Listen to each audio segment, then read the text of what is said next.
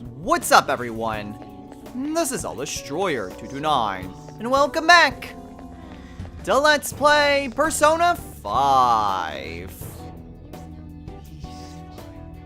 Last time, we began to explore the depths of Mementos. We've managed to come quite a long way from where we first started, but unfortunately, our end is nowhere in sight. We haven't even found a safe room yet.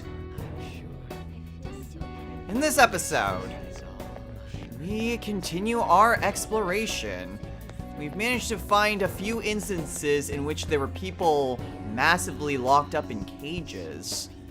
And one of the creepiest parts was that we saw everyone who had a palace. Kamoshida, Kaneshiro, Madarame, and Shido. The only ones who weren't in here are Akumura, who's dead, and Futaba, who has a persona. So, kind of creepy the fact that even those that we took out sought refuge here in the depths, or even in their own prisons within their own palaces. Still, we have to press ever onward. We have a long way that we have to travel still. So, we need to make sure that we are, well, able to get to the end. Now, while we're exploring the depths, I'll reveal your true form. We do still have a few history lessons that we still need to go over. So, today, we will be delving into one of those history lessons. Show me your true form. The history lesson that we are delving into today will deal with Akechi's alternative persona. Even though it fits well thematically with the advanced personas, it's actually not really an advanced persona, but rather an alternative one. And that would be Loki. Also making sure, checking the sides. Oh, actually, huh. Interesting, we can head up over this way. There's a few other people still in their cages.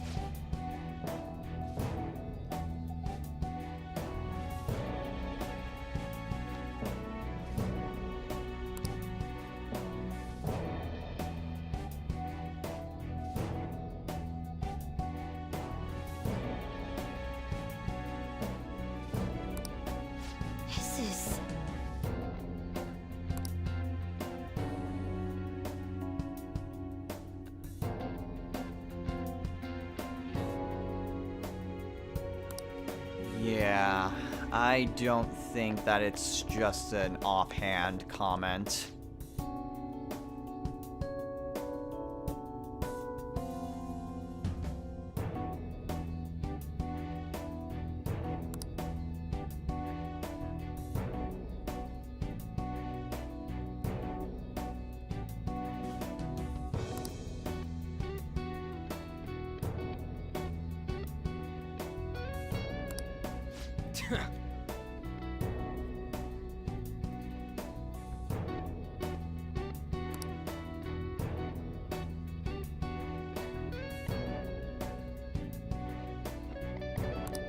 No, but we've got to stop it. Focus. So anyway, like I mentioned, we're going to be delving into Akechi's alternative persona, Loki. Loki is a Norse trickster god, and is perhaps one of the more well-known deities within Norse mythology. He also has quite a number of familial relationships. I'll reveal your true form. Oh boy, Dionysus. I am looking for a specific persona. Dionysus is not one of them. So anyway, Loki is the son of Varbatui and Leife, brother to Helbendi and Bylister, the father of Hel, Fenrir, and Jorgundr, the world serpent, husband to Sigyn, who, with her, fathered Narfi. I can feel Unfortunately, I can't exactly get over there with that. And is the mother of Sleipnir through the stallion Svoldafari. I'm going to mispronounce so many of these, so any sort of proper name that I'm pronouncing, I'm just gonna show the name briefly, because Norse names are hard. I'll reveal your true form. Wow, even the powerful one that was just standing there was no match for us. Yeah, taking on the Reaper again definitely makes this a lot easier than I was anticipating it being. Oh boy. I have something. Also, what was really the point of that? I am not 100% sure, actually. Show me your true form. There we go. That's the persona I wanted to get. Chernabog. Because I had not fused Chernabog yet. So now I got him. Cool. Now, Loki is best known as being a shapeshifter who, while occasionally is helpful to the gods, more so antagonizes them more than Show me your true anything. form. Huh! Chance. Beat him up. The Reviled Dictator. Interesting. The opponent is strong. Don't do Although I anything don't reckless. want to recruit him because I want to freaking fuse him. Finish it off. Come. Okay, unfortunately, I have no idea what he's weak to. So I'm just gonna try to knock him down. Go down. Ooh, Joker. Cool. You're Serves you looking right. cool.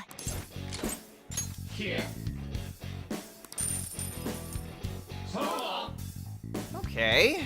About 10,000 yen. Good work, Not bad. Okay, let's move on.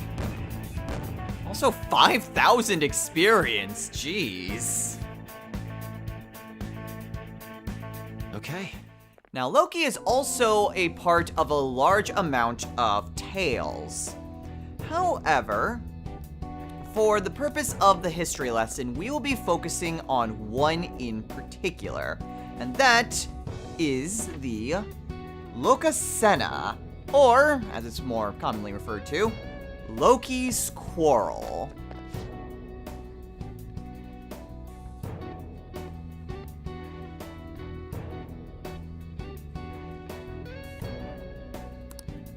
I do not comprehend.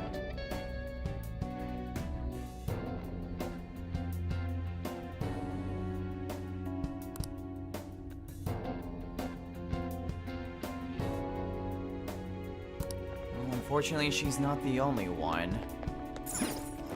Anyway, Show me your true form. the story begins with a party at Aegir's Hall. Aegir being the Jotun of the sea. Jotun kind of being like a, not really divine being, but more like a supernatural being. Kind of like an elf or a dwarf or something like that.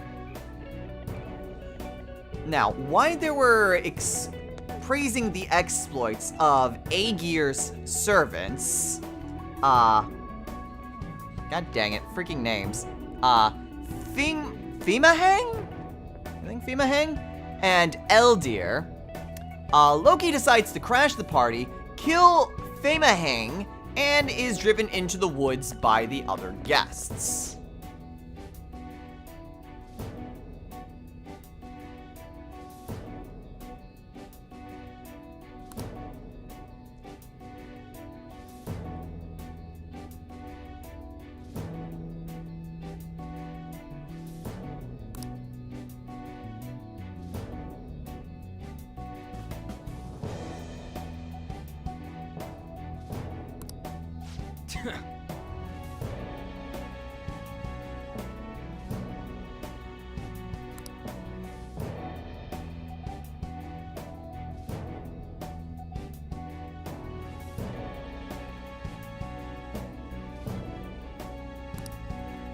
Well, that seems a bit morbid to think about.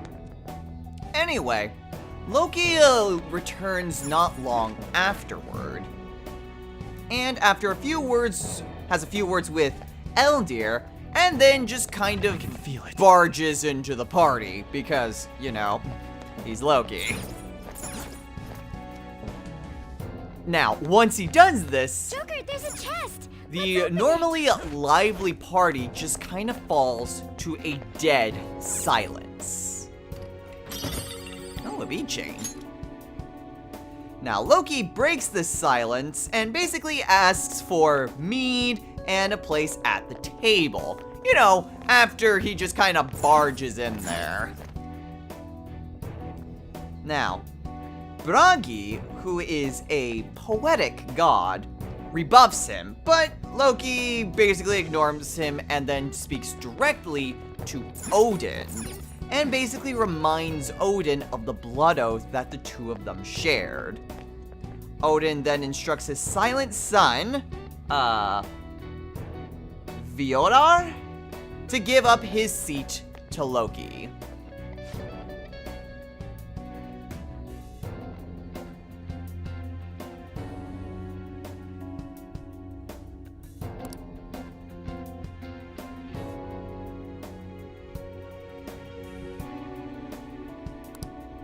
Aww.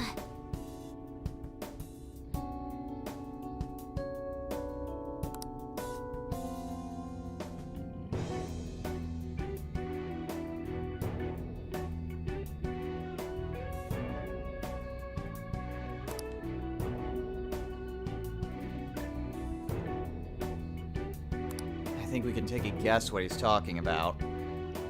Anyway, after sitting down, Loki offers a toast to everyone except Bragi. Bragi offers basically what might seem kind of odd. He offers a horse, a sword, and a ring to Odin. That way he doesn't insult the god's generosity with hatred towards Loki.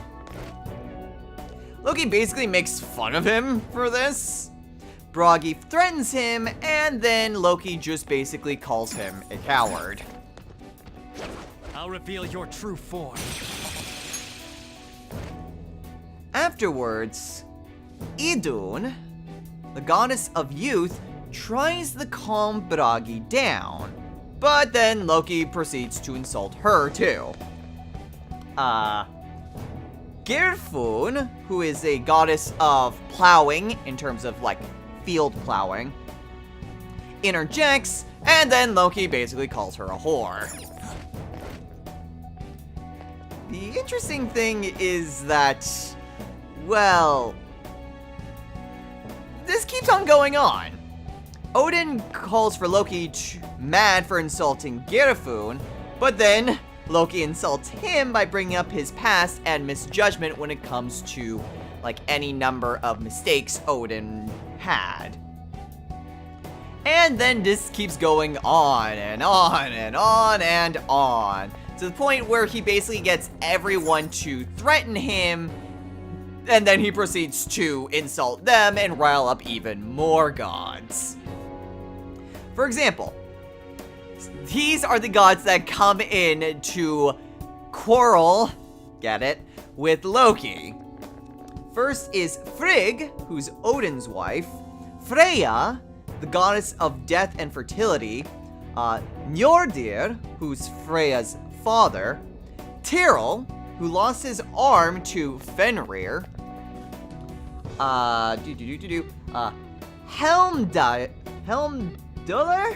Helmdalr, who is a wealthy god, Skadi, the goddess of winter, winter and bow hunting, I should say, Sif, the wife of Thor, and Breya, who is another servant of Freyr.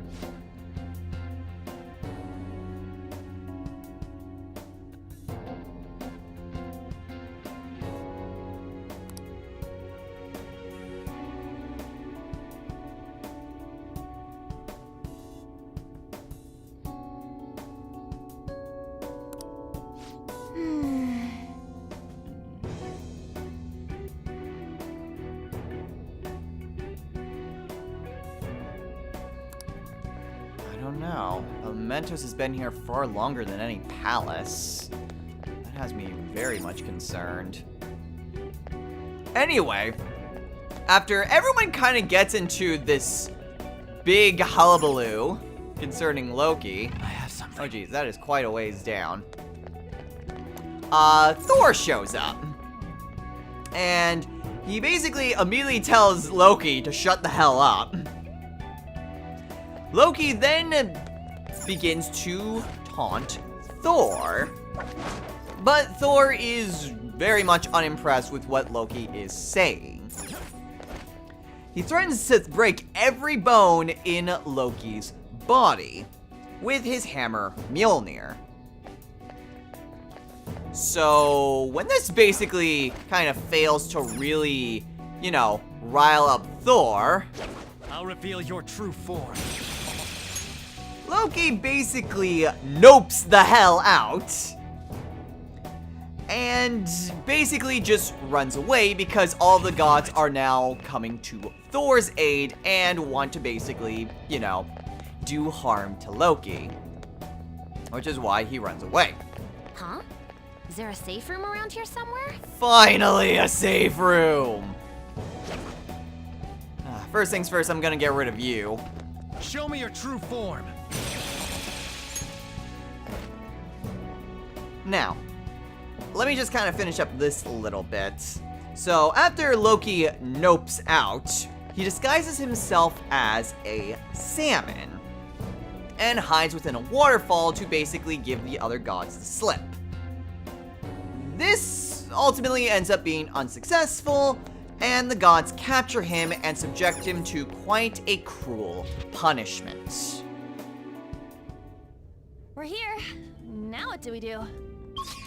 So now we finally have a place to go to.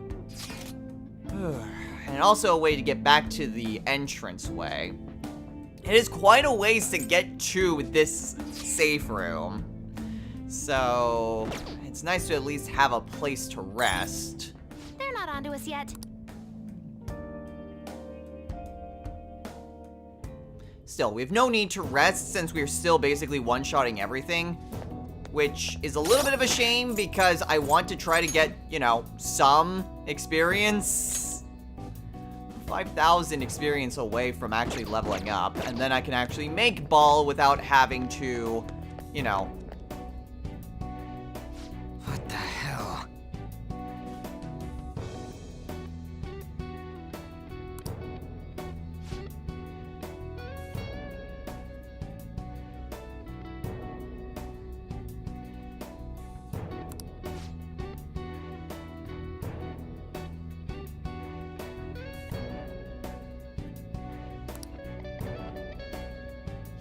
This is strange.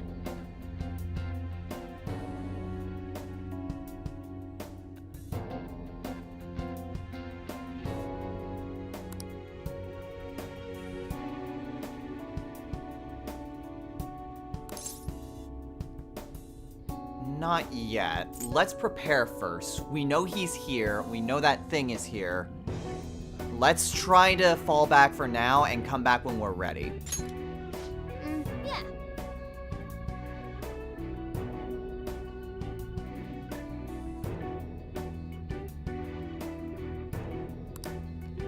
This at least gives me an opportunity to finish my story because there's actually not all that much left. So, once the gods capture Loki, they bind Loki with the entrails of his sons, Nadi and Narfi. Skadi then secures a poisonous snake above him with venom dripping from its fangs. And basically positioned so that way he can't move and the venom falls on his face. Now, to prevent this from actually happening, Sigun, who is Loki's wife by the way, catches the venom in a basin, but when it becomes full, she has to leave to empty it. During this time, the venom strikes Loki's face, and that causes him to shake about very violently. Essentially what is known today as earthquakes. Loki is fastened at this location until Ragnarok, the end of the world, where at such a time he will break free from his binds and join forces with Surtur, who promises to bathe the world in flames. So, there we go. That is the story of Loki, or at least a story of Loki. Like I said, there are plenty of different stories that Loki is a star in or has some role, but it would take far too long to go over all of them. But I hope that gives you some idea as to just the kind of person that Loki is. Someone who really enjoys reveling in his own chaos. Even if it, kind of backfires because, he mothered, Sleipnir, which is a huge story in and of itself. But I digress. Let's go kill us a shadow.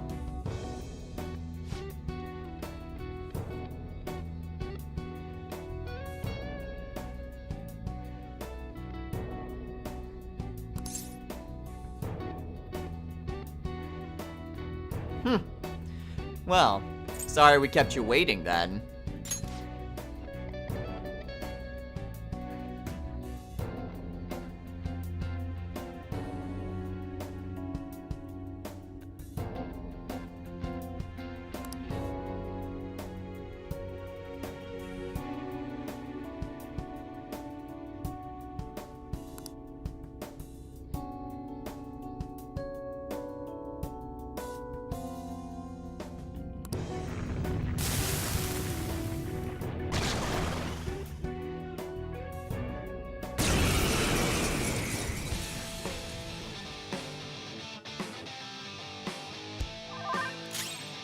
Okay, I was wondering, it's like, wait, the boss I have wasn't Abaddon, but no, this is just literally an Abaddon. So, yeah, not really all that much to worry about. I'm just gonna switch to Black Frost and do this. Especially since I can, knock him down with both Noir and Queen. And with the Auto Mataru Kaja,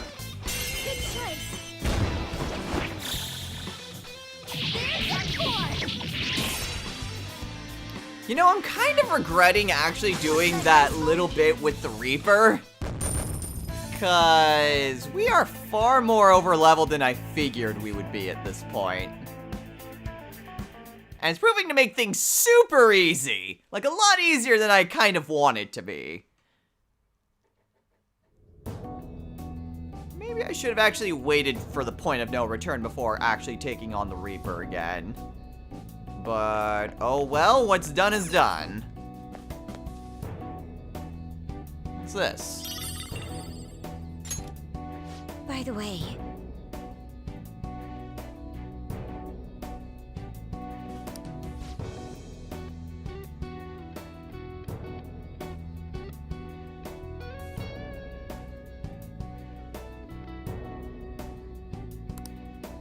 true. It will probably become apparent later.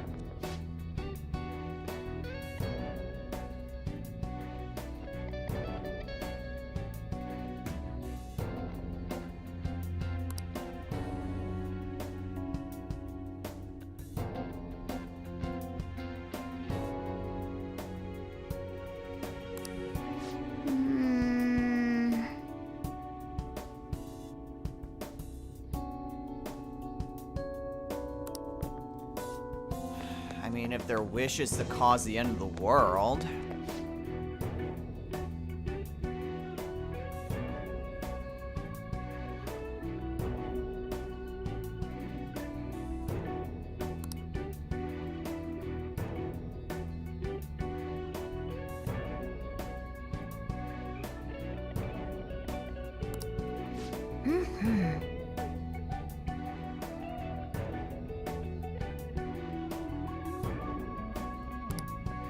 Seem weird. I mean, if the people who had palaces were early on, then who would be in that quarantine zone? Anyway. I'll reveal Oh, your true darn it, I form. don't want to ambush them. It's super easy to ambush. Because I actually want to get into a normal Show me fight. your true Really? God dang it. I actually want to get into fights because I'm kind of tired of just not doing anything. Well, whatever. It's a problem when you're too overleveled. We've got another panel here.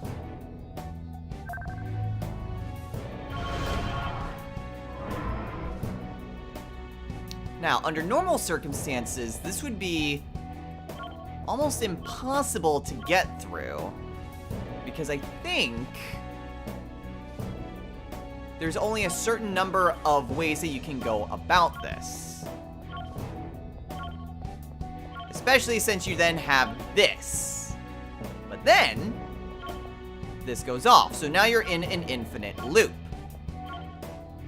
This is...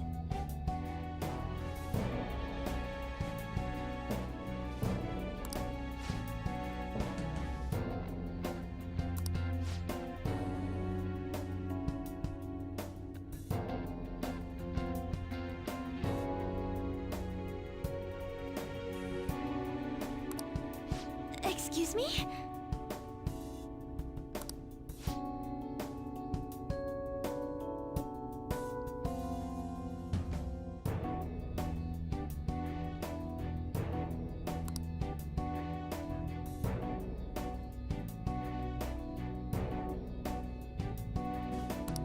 So yeah, under normal circumstances, you wouldn't be able to complete this.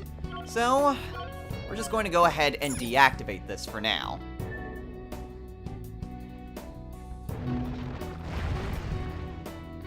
Now, I'm sure you can already guess where we're going with this. We need to use that disc somewhere, and what we need to do is place it here.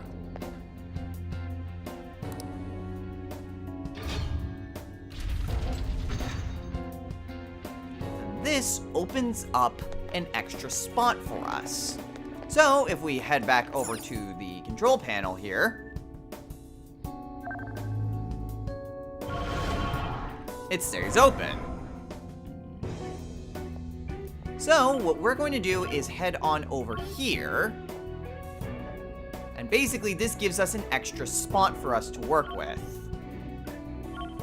Double back, and then go the opposite direction.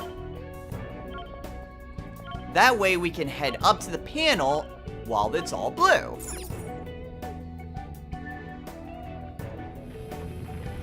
And there we go. Perfect.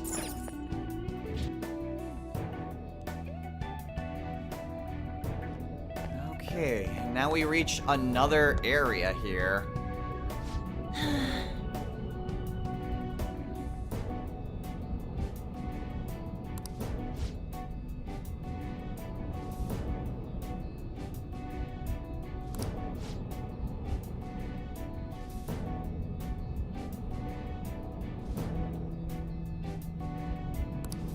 Let's go. I mean, we're in the metaverse, so I wouldn't worry too much about that.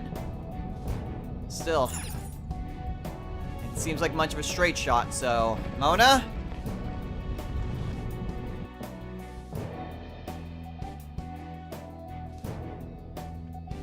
Alright. And since we're at another station like this, I'm gonna start off with Sibylle. Move onward.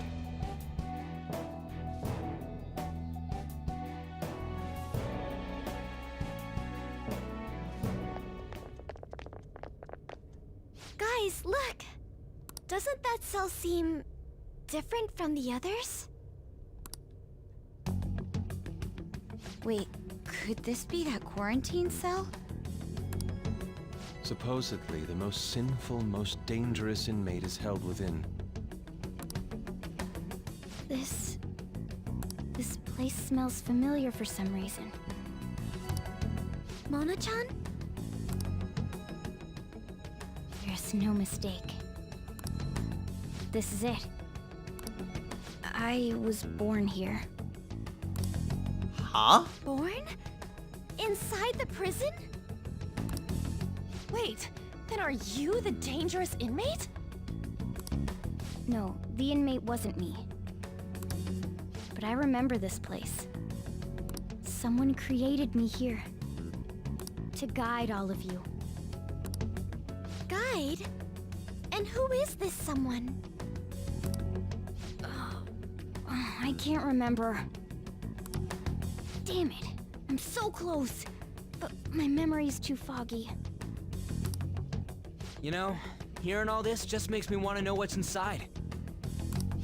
We found them. The escapees are in front of the isolated cell. Damn it! Alert! Alert! Capture them at once!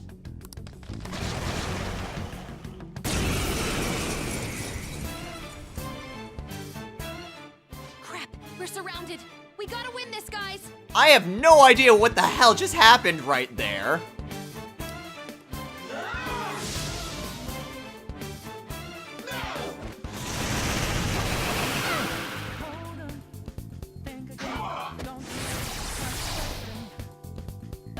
So yeah, I don't exactly know what just happened with that orange screen. I've never seen that happen before.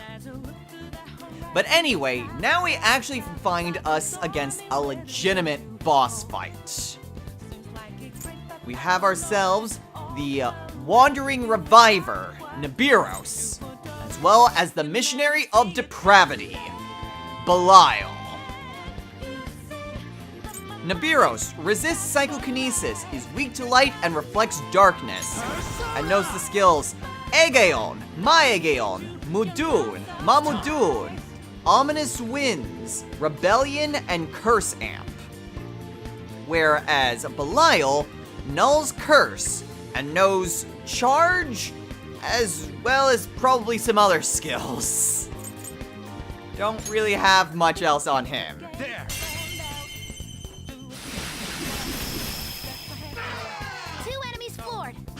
I'm gonna go and do that. Go ahead and switch on over to Black Frost. And then hit him with the Mambufu die.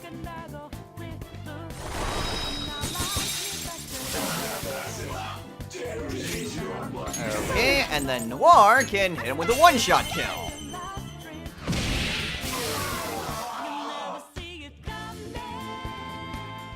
Again, we are kind of over-leveled for this. At least I leveled up. With this power. So now I can finally make ball. And Alright. Black Frost gets Diamond That's a good Dust.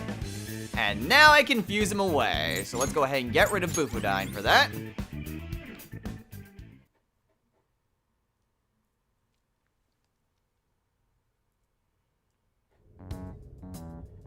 This place seems to be under high alert now. We should keep going. Given how important this cell appears to be, the depths of Mementos must be near. Mona's memories may return if we continue on. Yeah. So, we're finally getting close to the public's treasure, huh? Now that I think about it, it makes sense Mementos would connect to some place like underneath Shibuya. Everyone crams themselves into packed underground boxes day after day without any complaints. From my standpoint, those are the true inmates of Mementos. It's no surprise the places are connected. You know, the voices of the public may have led the Phantom Thieves on more than any criminal. Seriously! Let's hurry up and steal that treasure so we can crush Mementos. We truly are reforming society. Let's go!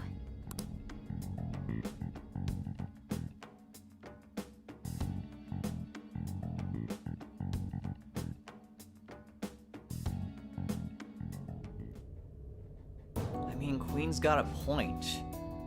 Everyone that's, well, we've come across in terms of the general public wants to have someone, you know, take charge for them.